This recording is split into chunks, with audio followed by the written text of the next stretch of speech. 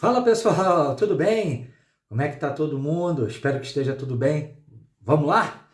Vamos fazer mais um vídeo hoje aqui no nosso canal. Então, mais uma vez eu tenho que repetir, pessoal. Me dá uma ajuda. Ative o sininho das notificações, se inscreva no nosso canal, deixe o seu like, deixe o seu comentário aqui, que vai ser um maior prazer em podermos interagir ou responder a você. E também espalhe esse vídeo nas redes sociais, espalhe lá nos seus grupos do Telegram, do Instagram. Mas vamos lá para o que importa, né? Ontem, dia 20 de abril de 2023, foi publicada, né? E sancionada e publicada a lei número 14.550, que faz alterações na Lei Maria da Penha, Lei 11.340 de 2006, que você já está cansado de saber o número e com certeza você já está cansado de ter ouvido falar, né? Então ela promoveu algumas mudanças que são importantes, inseriu dispositivos no artigo 19, falando um pouco sobre as medidas protetivas, e no 40A, em relação à interpretação que deve ser dada para a aplicação da lei. Muito importante, pessoal. Primeiro, fazendo um adendo aqui, eu gosto muito de tocar nesse assunto, porque ainda há muita discussão e muitas situações que ficam postas no meio jurídico e também, por que não, no meio social, né? Mas, infelizmente, na delegacia de polícia, e eu já passei por algumas, e a que eu estou agora, uma dos a maioria, uma grande parte, né, das investigações, dos boletins que chegam ao nosso conhecimento, infelizmente, ainda tratam da questão de violência doméstica contra a mulher. Então é um caso sério, é triste, e por mais que a gente possa, alguns, tentar minimizar, mas infelizmente nós ainda vivemos numa sociedade que é machista, que nós acabamos ainda assim estando com algumas ideias preconcebidas, preconceitos estabelecidos, em que nós, às vezes, sem perceber, promovemos a crença numa suposta superioridade do homem, ou pior, né? Que não existe isso também, né? Mas de inferioridade da mulher, nem superioridade nem inferioridade. Somos todos iguais perante a lei, né? E perante Deus também. Se eu posso colocar aqui um pouco também da minha crença, né? Mas vamos então ao que interessa. E como eu falei, temos diversos casos de violência doméstica e muitos falam assim, poxa, mas tem muitos casos que depois a pessoa, a mulher se arrepende, não quer mais, ou algumas vão lá e relatam coisas que não aconteceram para prejudicar o homem e tal. Pessoal, essa é a minoria que faz isso. A maioria, e infelizmente é triste dizer isso, quando faz essa denúncia, é porque já está vivendo um ciclo de violência e que nem ela percebe. E muitas vezes, quando ela vai lá manifestar-se contrariamente, se retratar, tentar desistir, é porque também ela ainda vive nesse ciclo de violência, vive nesse, né, muitas vezes há uma dependência psicológica, não vou dizer nem financeira, mas são relacionamentos entre seres humanos que despertam diversos tipos de sensações e sentimentos. Então, feitas essas considerações, para iniciar o nosso vídeo, né, para a parte de direito que nos interessa, mas eu não podia começar sem alertar isso. No artigo 19 da Lei 9, da Lei 9.000, da Lei 11.340, pessoal, no artigo 19 foram inseridos os parágrafos 4, 5 e 6. O 4, ele fala que as medidas protetivas de urgência serão concedidas em juízo de cognição sumária, a partir do depoimento da ofendida perante a autoridade policial ou da apresentação de suas alegações escritas, e poderão ser indeferidas no caso de avaliação pela autoridade de inexistência de risco à integridade física, psicológica, sexual, patrimonial, moral do ofendido ou de seus dependentes. Tá? Perceba, em muitos casos, quando a pessoa chega na unidade policial, que é normalmente como chegam as medidas protetivas, mediante uma declaração na polícia, né, civil, polícia judiciária. Chega lá, a pessoa presta uma declaração, faz um boletim de ocorrência e encaminha essas peças. Ou, por exemplo, se ela foi ameaçada e ela fez o pedido de medida protetiva, ela tem os PDFs, os prints, as conversas, os áudios, né, demais documentos, é evidente. Essa é a orientação, inclusive, que eu deixo na minha delegacia de polícia. Chega qualquer pessoa, seja nessa situação então de violência doméstica, e além das suas declarações, ela possui documentos, possui áudios, possui materiais digitais, imediatamente faça a juntada disso aos autos, faça o maior número possível de diligências preliminares para que você possa já começar ali a investigação e a solução do fato, né? E a elucidação desse fato. Mas muitas ocasiões, inclusive também tem posicionamento do STJ nisso, em muitos casos de violência doméstica, são casos que são praticados normalmente no interior do lar, fora, né, do olhar e da presença de mais pessoas.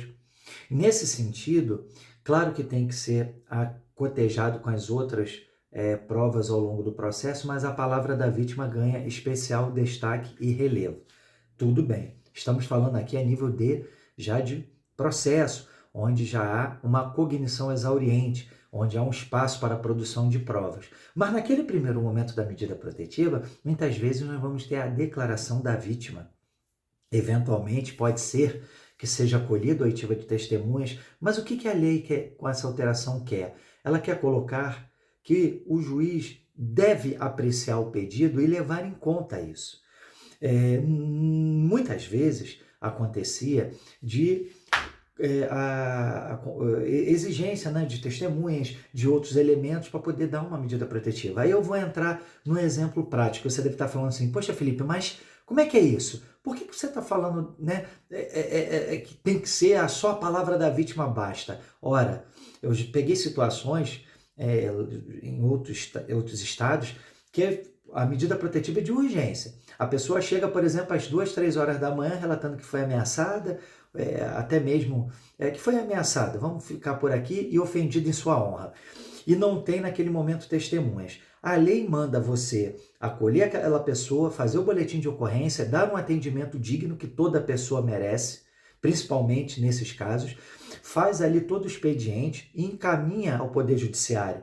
Qual diligência pode ser feita, além desta, naquele momento, dado na urgência da medida encaminhar? Pois bem, houve manifestações judiciais que não concediam a medida protetiva porque não havia testemunha, porque não foi feita nenhuma diligência. Eu já peguei decisões enviadas, remetidas inclusive para a delegacia de polícia, com despachos da autoridade judiciária mal criadas, desrespeitosas, dizendo que a garantia da vítima seria obrigação daquela autoridade policial e que não poderia analisar o pleito e conceder a medida porque não tinha sido feita nenhuma diligência. Ora, pessoal, se o fato ocorreu nesse exemplo às 3 da manhã, não havendo testemunhas de viso, testemunhas presenciais, tendo que encaminhar um expediente urgente, como que seria feita alguma diligência? Agora, se o magistrado ou a magistrada quer indeferir, ok, coloque da sua pena, da sua lavra, uma decisão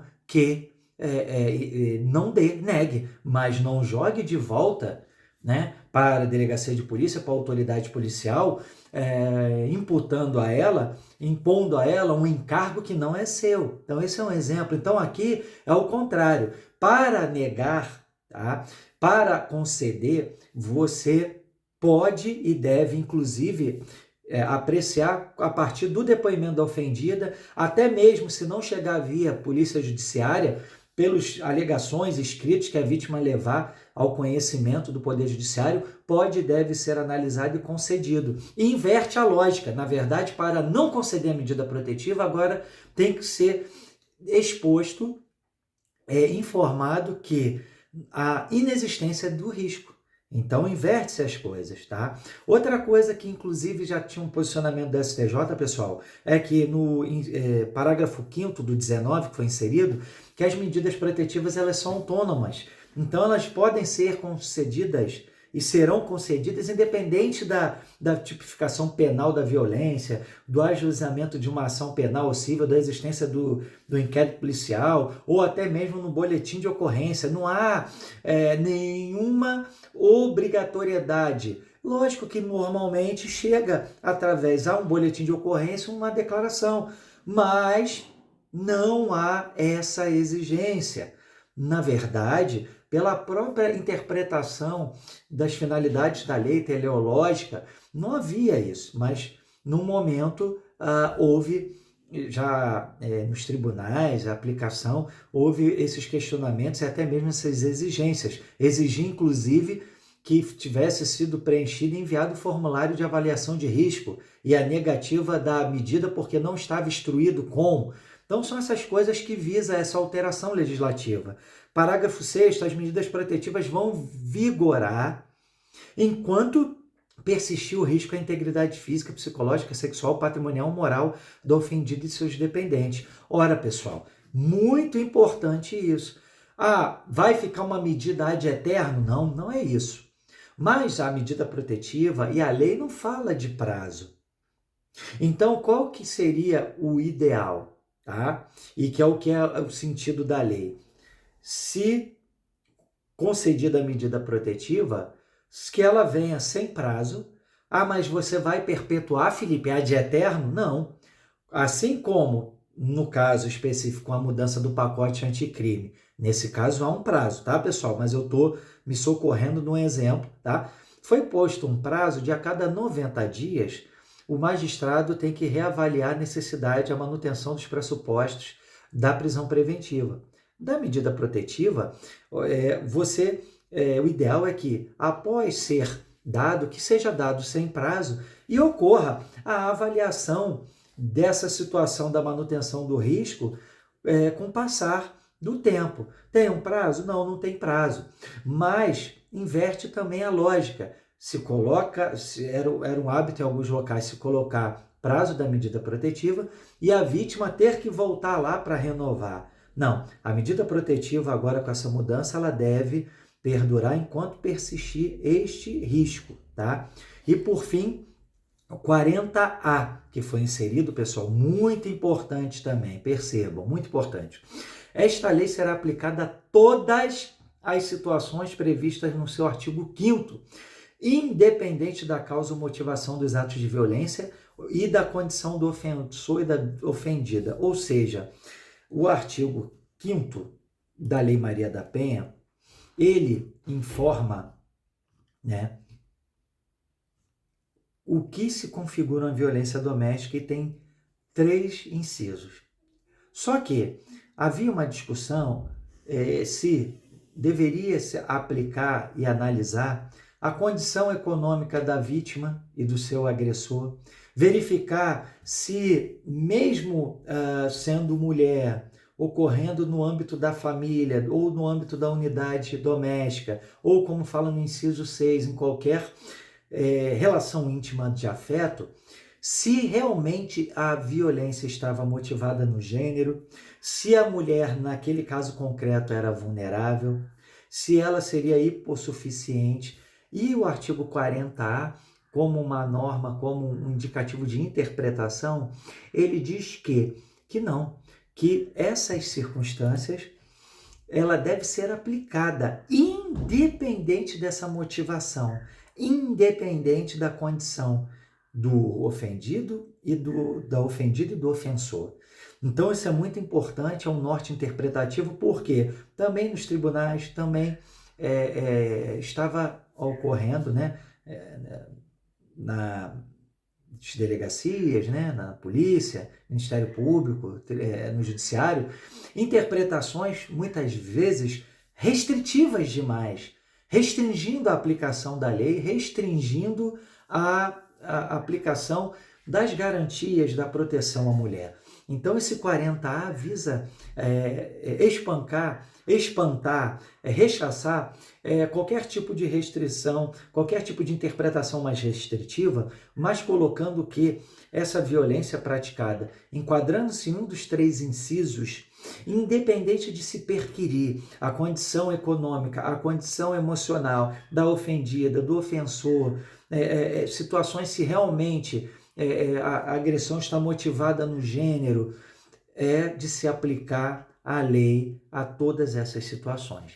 Então, essa lei está entrando em vigor, né, na data de sua publicação. E importante comentar que também recentemente foi promulgada, sancionada e publicada a lei que estabelece a criação das delegacias de atendimento à mulher que funciona em 24 horas. Infelizmente, ainda não é a realidade.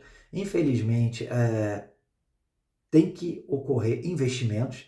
Não se implementa isso apenas com a lei, mas agora é todo um esforço conjunto para poder fazer isso, para poder promover e estender, né, esse funcionamento, né? Claro que carece de investimentos. Então veja, e esse projeto de lei originariamente foi proposto à época a senadora Simone Tebet e foi aprovado, né? Então nós temos essas alterações, a Lei Maria da Penha vem sendo alterada muito nos últimos anos, percebam, e é matéria com certeza de concurso público, que aqui a gente também fala sobre concurso, sobre dicas.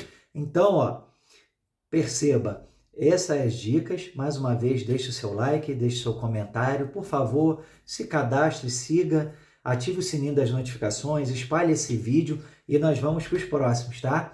Um forte abraço, pessoal, que Deus nos abençoe.